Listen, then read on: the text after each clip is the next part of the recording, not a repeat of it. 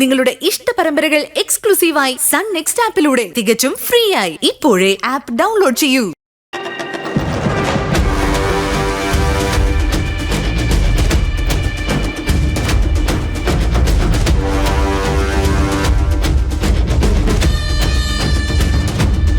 ശിവാനി, എന്താടോ രാവിലെ തന്നെ ഒരു മൂഡ് ഓഫ്? സങ്കടവും ദേഷ്യവും പരിഭവവും എല്ലാം കൂടി ചേർന്ന് ആകെ ഒരു സമ്മിശ്ര ഭാവമാണല്ലോ മോത്ത്. എന്റെ ഉള്ളിൽ സങ്കടങ്ങൾ മാത്രമേ ഉള്ളൂ പ്രണവ്, അതാർക്കും മനസ്സിലാവുന്നില്ലെന്ന് മാത്രം. ആ, ശിവാനി പറഞ്ഞത് നേരെ. സത്യം പറഞ്ഞ ശിവാനിയുടെ ഉള്ളില് വലിയ സങ്കടങ്ങൾ ഉള്ളതായിട്ട് എനിക്ക് പോലും തോന്നിയിട്ടില്ല. ജീവിതത്തെ സങ്കടം അഭിനയിച്ച് ഒരു ദുഃഖപുത്രിയുടെ വേഷം കെട്ടി നടക്കാൻ ഞാൻ പഠിച്ചിട്ടില്ല. ഒരാളുടെ സങ്കടം കാണുമ്പോ കാണുന്ന ആളുടെ സന്തോഷം കൂടിയല്ലേ നഷ്ടാവുന്നത്? എന്തിന് അറിഞ്ഞുകൊണ്ട് നമ്മൾ ഒരാളുടെ സന്തോഷം നഷ്ടപ്പെടുത്തുന്നത്? ശിവാനി, എടോ തന്റെ സങ്കടം എന്താണെന്ന് പറ. എനിക്ക് സ്നേഹിക്കാൻ മാത്രമേ അറിയൂ പ്രണവ്. എന്നെ ഒരാൾ സ്നേഹിച്ചെങ്കിൽ അതിന്റെ 100 ഇരട്ടി ഞാൻ തിരിച്ചു കൊടുക്കും. ഞാൻ ആരെയും ഉള്ളിൽ കളങ്കം വെച്ചുകൊണ്ട് വിശ്വസിക്കാറില്ല. അതുതന്നെ എന്നെ പല അബദ്ധങ്ങളിലും കൊണ്ട് ചാടിക്കുന്നതും. ജീവിതത്തിലെ എല്ലായിടത്തു നിന്നും ഞാൻ തഴയപ്പെടുകയാ, ഒറ്റപ്പെട്ടു പോവാ. സ്നേഹിക്കാൻ ആരുമില്ലെന്നുള്ളൊരു തോന്നല് വന്നു തുടങ്ങിയത് ശിവാനിക്ക. സത്യം, ശരിക്കും അങ്ങനെ ഒരു തോന്നലുണ്ട്. സ്നേഹം കൊതിക്കുന്നൊരു മനസ്സുണ്ട് എനിക്ക്. ആത്മാർത്ഥമായി ആരെങ്കിലും എന്നെ ഒന്ന് സ്നേഹിച്ച അവരെ ഞാൻ സ്നേഹം കൊണ്ട് മൂടും, അതുറപ്പാ. എങ്കിലേ ഒരു അഫയർ തുടങ്ങുന്നതിനെ കുറിച്ച് ആലോചിച്ചാൽ എന്താ? മരം ചുറ്റി പ്രണയവുമായിട്ട് ഒരുപാട് കാലം കറങ്ങി നടക്കണമെന്നല്ല ഞാൻ പറയുന്നത്. കുറച്ചു നാള്, അത് കഴിഞ്ഞ് വിവാഹമാവാം. പ്രണവ് പറഞ്ഞ ഐഡിയ നല്ലതാ. പിന്നെ ഒരാളോട് എനിക്കൊരു ഇഷ്ടം തോന്നിയിട്ടുണ്ട്. ആഹാ, ആരാണാവോ ആ ഭാഗ്യവാൻ? അതാരാണെന്ന് ഞാൻ പ്രണവിനോട് പറയട്ടെ? അതെ, ഇപ്പൊ ഒന്നും പറയാൻ പറ്റിയ മൂഡിലല്ല. അത് ഞാൻ പിന്നെ കേട്ടോളാം. തൽക്കാലം ഞാൻ പോട്ടെ. അല്ല പ്രണവ്, ഞാനൊന്ന് പറയട്ടെ.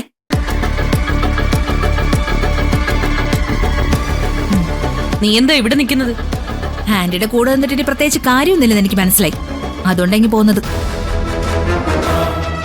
എന്റെ മനസ്സിലെ വിഷമോ ടെൻഷനോ ഒക്കെ ആന്റിയോട് ഞാൻ പറഞ്ഞതല്ലേ. നിധി ഓഫീസിൽ പോകുന്നതിൽ നിന്ന് തടയണമെന്ന് ഞാൻ യാചിച്ചതല്ലേ.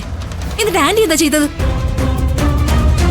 ഓഫീസിലേ പോകുന്നില്ല എന്ന് നിധി തീരുമാനിച്ചതായിരുന്നു. ഗൗതവും മറ്റെല്ലാവരും അത് എഗ്രീം ചെയ്തു. ആന്റി ഇടപെട്ട എല്ലാം കൊളാക്കി. ഓഫീസിൽ പോകുന്നില്ല എന്ന് പറഞ്ഞവളെ ഉന്തിത്തള്ളി ഓഫീസിൽ പോകാൻ നിർബന്ധിച്ചു. അല്ല, ഞാൻ അറിയാൻ വയ്യാഞ്ഞിട്ട് ചോദിക്ക, ആന്റിയുടെ പറച്ചിലും പ്രവൃത്തി എന്താ ഇങ്ങനെ രണ്ട് വഴിക്കായി പോകുന്നത്? നിധിയെ ഓഫീസിൽ വിടാതെ ഇവിടെ പിടിച്ചു നിർത്തിയിട്ട് നീ എന്ത് ചെയ്യാൻ പോവാ?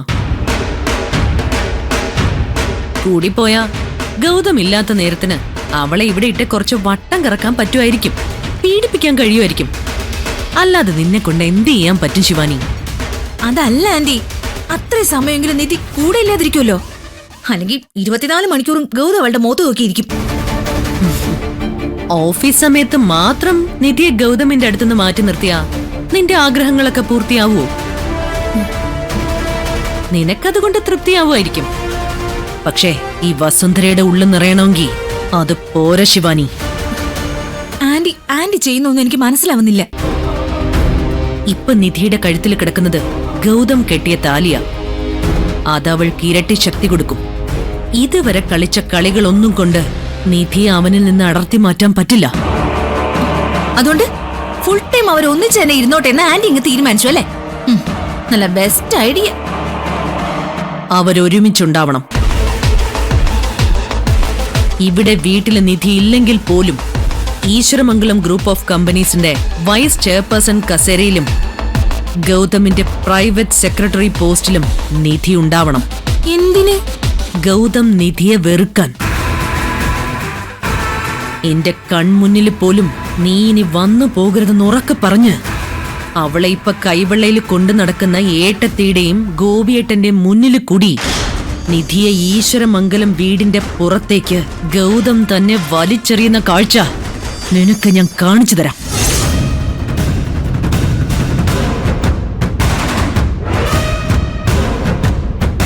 എല്ലാ തെറ്റുകളും എന്റേതാണെന്നും ഇനി ഈ വീട്ടിൽ നിൽക്കാൻ എനിക്ക് യോഗ്യതയില്ലെന്നും പറഞ്ഞ് നിധി ഇവിടുത്തെ ഗേറ്റ് കടന്നിറങ്ങി പോകുന്നത് നിനക്ക് കണ്ട് ആസ്വദിക്കാം.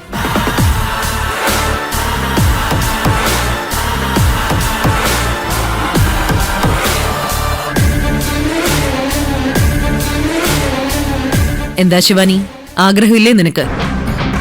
ഇതൊക്കെ നമ്മൾ മുമ്പും പ്ലാൻ ചെയ്തിട്ടുള്ളതാ, പക്ഷെ നടന്നിട്ടില്ല. ഇനി ഇത് നടക്കുവേണ്ടി? നടക്കും. അതിനുവേണ്ടിയാ ഞാൻ നിധിയെ വീണ്ടും ഓഫീസിലേക്ക് പറഞ്ഞു വിടുന്നത്. അവൾ അവിടെ ചെന്നിട്ട് എന്ത് ചെയ്യിക്കാൻ ആന്റിയുടെ പ്ലാൻ? അവളെ കൊണ്ട് ചെയ്യിക്കേണ്ടതൊക്കെ ഞാൻ ചെയ്യിച്ചോളാം. പക്ഷെ നമ്മൾ ചെയ്യേണ്ടത് നമ്മൾ ചെയ്യണം. ഇന്ന് ആ ജപ്പാൻ കമ്പനിയുടെ ടെൻഡറില് ഒരു മീറ്റിംഗ് ഉണ്ട്. അതിൽ പങ്കെടുക്കാൻ ഓഫീസിലേക്ക് പോകണം. ആ ടെൻഡർ, അതാണ് എന്റെ തുറുപ്പ് ചീട്ട്.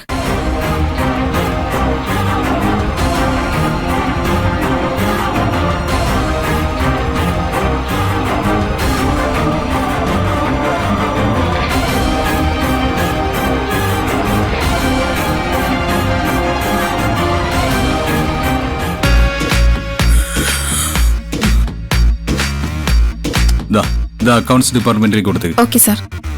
ആ ആൻസി, ഞാൻ രാവിലെ വന്ന ഫയലിന്റെ കാര്യം എന്തായി? അത് ഞാൻ നിധി മാഡത്തിന്റെ കയ്യിൽ കൊടുത്തായിരുന്നു. ആ, എന്നിട്ട് അത് ഫോളോ അപ്പ് ചെയ്തോ? ഒരു അരമണിക്കൂർ മുന്നേ ഞാനത് മാഡത്തിനോട് ചോദിച്ചിരുന്നു. ഓ, മാഡം തന്നെ ഫയൽ സാറിനെ കാണിച്ചോളാന്നാ പറഞ്ഞത്. Excuse me sir. Yeah please come in. ആ ആൻസി പൊക്കോളൂ. തന്റെ ഒരു സാറ് വിളിയും ക്യാബിനിലേക്ക് വരാനുള്ള എക്സ്ക്യൂസ് മീയും എന്നെ വല്ലാതെ ഇറിറ്റേറ്റ് ചെയ്യുന്നുണ്ടേ. ആ, ഈ ഓഫീസിലെ ഗൗതം എന്റെ ബോസാണ്. ഞാൻ എന്റെ മര്യാദ കാണിച്ചാലേ മറ്റ് സ്റ്റാഫുകളും ആ മര്യാദ പാലിക്കൂ. ഓ, വല്ലാത്ത ചില പോളിസികളാണ് നിധി നിന്റേത്. അല്ല, ഞാൻ കൊടുത്തുവിട്ട ടെൻഡർ എക്സ്പെൻഡിച്ചറിന്റെ ഫയൽ എന്തായി? അത് തന്നെയാണിത്. ടെൻഡർ എക്സ്പെൻഡിച്ചറിൽ 35 lakhs ആണ് ഗ്രോസ് എമൗണ്ട് കൊടുത്തിരിക്കുന്നത്. പക്ഷേ ഞാൻ നോക്കി വിട്ടതിൽ 30 lakhs ഉണ്ടായിരുന്നുള്ളൂ. ഓ, ഒരു 5 lakhsന്റെ മിസ്റ്റേക്ക് കാണുന്നുണ്ട്. നോക്കട്ടെ. ദാ.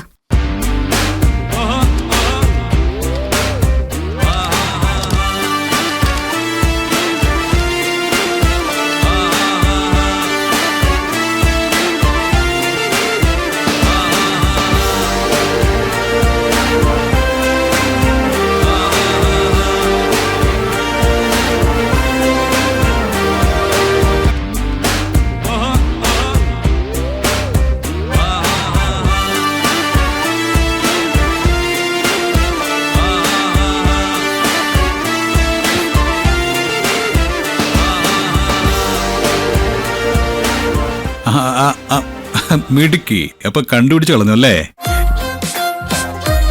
ആ, ഈ 5 lakhsന്റെ മിസ്റ്റേക്ക് ഞാൻ മനഃപൂർവ്വം വരുത്തിയതാ.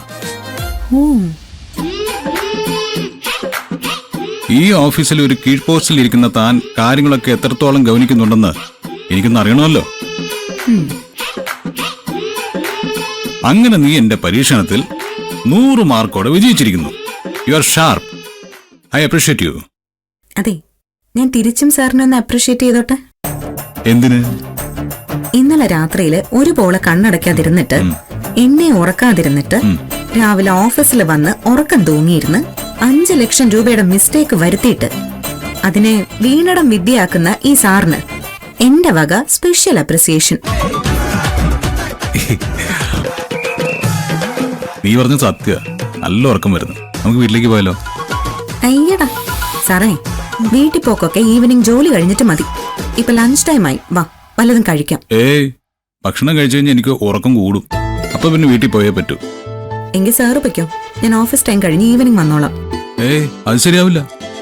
ഇനി നീ ഇല്ലാതെ എനിക്ക് ഉറങ്ങാനേ പറ്റില്ല. തൽക്കാലം സാർ ഇങ്ങോട്ട് വരും. വീട്ടിൽ പോക്കൊക്കെ നമുക്ക് പിന്നീട് ആലോചിക്കാം. വാ, നമുക്ക് ഭക്ഷണം കഴിക്കാം. വാ. അതാ വരുന്നു. വാ.